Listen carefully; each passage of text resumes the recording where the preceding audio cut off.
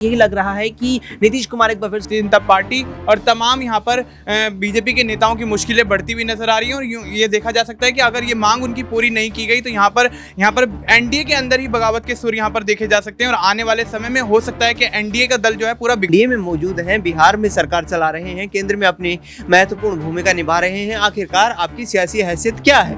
क्योंकि बीजेपी नमस्कार, मैं नाज़मीन खान और आप देख रहे हैं SPN 9 न्यूज। 22 महीने पहले बिहार के उप मुख्यमंत्री सम्राट चौधरी ने एक कसम खाई थी। वो कसम थी कि नीतीश कुमार को मुख्यमंत्री कुर्सी से जब तक हटा नहीं दूंगा, जब तक अपने सर पर बनी पगड़ी को हटाऊंगा नहीं। लेकिन आज सम्राट चौधरी ने अयोध्या जाकर अपने सर से पगड़ी को भी हटा दिया। लेकिन इस कसम के आधार पर यह कहा जा रहा है कि क्या बिहार में एक बार फिर से तख्ता पलट की स्थिति बनती हुई नजर आएगी? क्या बिहार में मुख्यमंत्री नीतीश कुमार का राज्यपाल से मुलाकात करना इस ओर इशारा करता है कि अब महागठबंधन की तरफ नीतीश कुमार रुख करते हुए नजर आएंगे? सम्राट चौधरी जो इशारों में ये कहते हैं कि बिहार का विधानसभा चुनाव नीतीश कुमार के नेतृत्व में लड़ा जाना चाहिए, तो वहीं भारतीय जनता पार्टी के पूर्व सांसद नीतीश कुमार के खिलाफ उतरकर भारतीय जनता पार्टी के नेतृत्व में चुनाव लड़ने की बात करते हैं। इस आधार पर कहा जा रहा है कि क्या सम्राट चौधरी कोई रणनीति बना रहे हैं? क्या सम्राट चौधरी ने जो कसम खाई थी वो कसम अभी भी बरकरार है? क्या कसम के आधार पर नीतीश कुमार मुख्यमंत्री की कुर्सी को छोड़ते हुए नजर आएंगे? तमाम सवाल बनते हैं। विधानसभा चुनाव से पहले नीतीश कुमार खुद ही इशारा दे चुके हैं कैबिनेट विस्तार से लेकर बिहार को विशेष राज्य का दर्जा दिलाने तक। अब ऐसे में तमाम सवालों के जवाब खंगालने की कोशिश करेंगे।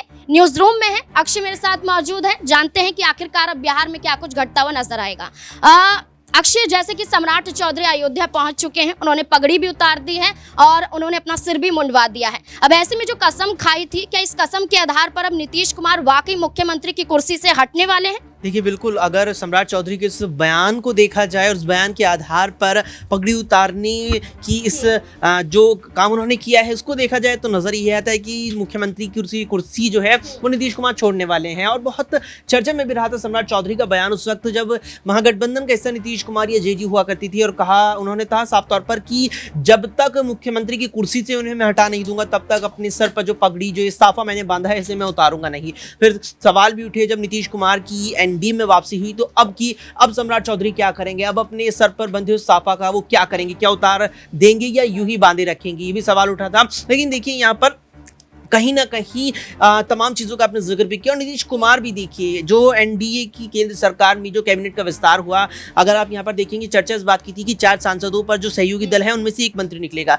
इस हिसाब से 3 मंत्री यहाँ पर जेडीयू कोटे से आ रहे थे और 4 टीडीपी कोटे से थे। लेकिन केवल दोनों दलों से, जहाँ 16 सांसद टीडीपी के हैं, 12 जेडीयू के हैं, दोनों दलों से एक कैबिनेट और एक केंद्रीय राज्य मंत्री नियुक्त किया गया, जिससे नीतीश कुमार ज्यादा खुश नजर नहीं आ रहे हैं। रामनाथ ठाकुर और ललन सिंह को यहाँ पर कैबिनेट और केंद्रीय राज्य मंत्री का दर्जा दिया गया है। इसे नीतीश कुमार खुश नहीं है। और हाल में जब प्रधानमंत्री नरेंद्र मोदी बिहार पहुंचे एक कार्यक्रम में सम्मिलित होने, तो उनके स्वागत के लिए एयरपोर्ट पर नीतीश कुमार भी मौजूद नहीं थे। तो कुल मिलाकर के सम्राट चौधरी का वो बयान, अब नीतीश कुमार की नाराजगी जग जाहिर अब लगातार होती जा रही है और फिर अगले साल प्रदेश में चुनाव भी होने वाले हैं। तो जो तमाम चीजें उसके आधार पर यही लग रहा है कि नीतीश कुमार एक बार फिर से बीजेपी से अपनी राहें अलग कर सकते हैं। नीतीश कुमार अगर बीजेपी से अलग होते हैं तो बीजेपी का अस्तित्व बिहार में खत्म होता हुआ नजर आएगा। जब दिल्ली में राष्ट्रीय कार्यकारिणी की बैठक हुई, उसमें 3 मांगे यहाँ पर रखी गई कि बिहार में जो जनता दल यूनाइटेड है वो झारखंड में भी चुनाव लड़ती हुई नजर आएगी। बिहार में नीतीश कुमार के नेतृत्व में चुनाव लड़ा जाना चाहिए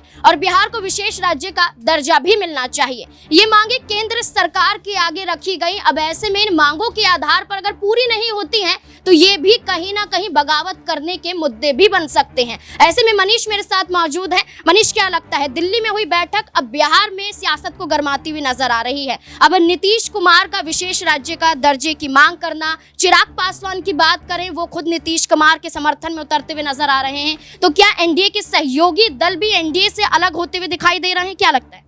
जी बिल्कुल, जिस तरीके से पहले भी देखा गया चुनावों में नीतीश कुमार अपने फ़ायदे के लिए दूसरी तरफ जाते हुए अक्सर देखे गए और ऐसे में एनडीए की सरकार में सबसे मजबूत कड़ी नीतीश कुमार और चंद्रबाबू नायडू हैं और उनकी पार्टी है। ऐसे में देखा जा सकता है कि नीतीश कुमार जिस तरीके से कयास लगाए जा रहे थे विपक्ष के द्वारा कि दोनों खेल पलटने में यहाँ पर पूरी कामयाबी हासिल कर सकते हैं, तो देखा जा सकता है जिस तरीके से नीतीश कुमार अब विशिष्ट राज्य की दर्जे की मांग को लेकर यहाँ पर एक मुहिम छेड़े हुए हैं। उनके साथ ही चिराग पासवान और तमाम बिहार से जुड़े हुए जितने भी नेता यहाँ पर कैबिनेट में आए हैं वो सभी नेता यहाँ पर कहीं ना कहीं बिहार को विशेष राज्य के दर्जा देने की मांग करते हुए नजर आ रहे हैं। और ऐसे में यहाँ पर प्रधानमंत्री नरेंद्र मोदी, भारतीय जनता पार्टी और तमाम यहाँ पर बीजेपी के नेताओं की मुश्किलें बढ़ती हुई नजर आ रही हैं। और ये देखा जा सकता है कि अगर ये मांग उनकी पूरी नहीं की गई तो यहाँ पर एनडीए के अंदर ही बगावत के सुर यहाँ पर देखे जा सकते हैं और आने वाले समय में हो सकता है कि एनडीए का दल जो है पूरा बिगड़ता हुआ नजर आए। देखिए बिल्कुल, अगर हम एनडीए की बात करें और एनडीए के सहयोगी दल की बात करें, जनता दल यूनाइटेड की बात करें,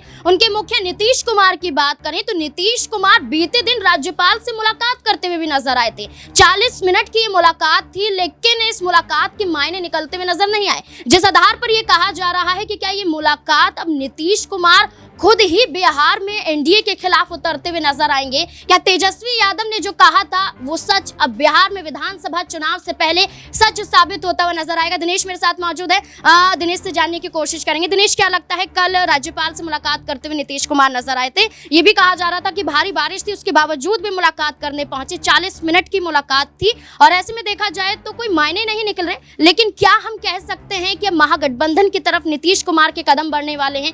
क्या वो एक बार फिर से मुख्यमंत्री की रेस में अपने आप को आगे देखते हैं और एनडीए के खिलाफ उतरना चाहते हैं? क्या लगता है?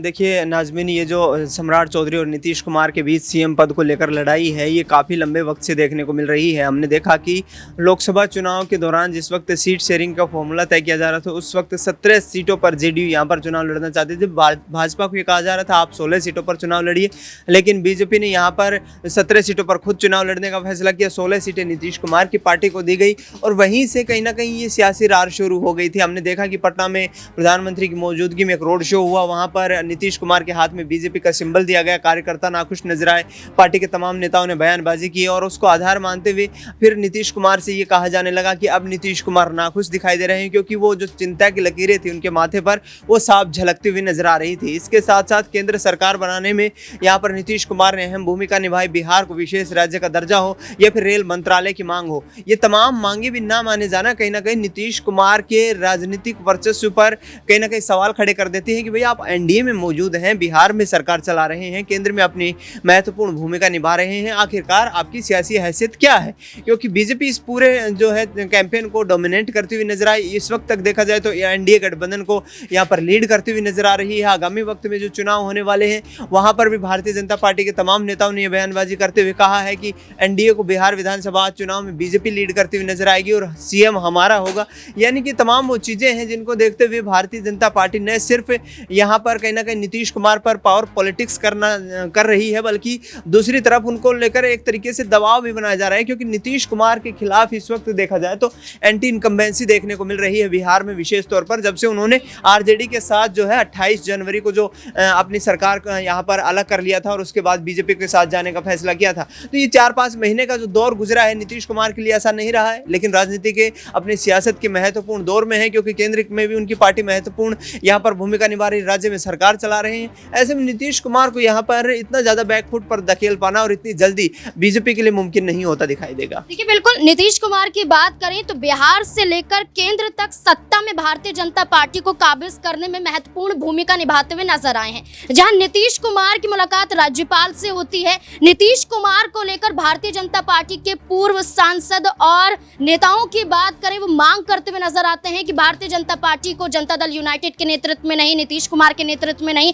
बल्कि भारतीय जनता पार्टी को खुद अपने नेतृत्व में चुनाव लड़ना चाहिए बिहार में। ये कहीं ना कहीं दर्शाता है कि अब नीतीश कुमार खुद अपने आप को बचाने के लिए बड़ा कदम उठाते हुए नजर आ सकते हैं। इस पूरे मुद्दे को लेकर आपकी क्या राय, कमेंट सेक्शन में जरूर बताएं। देखते रहें SPN9 न्यूज़। धन्यवाद।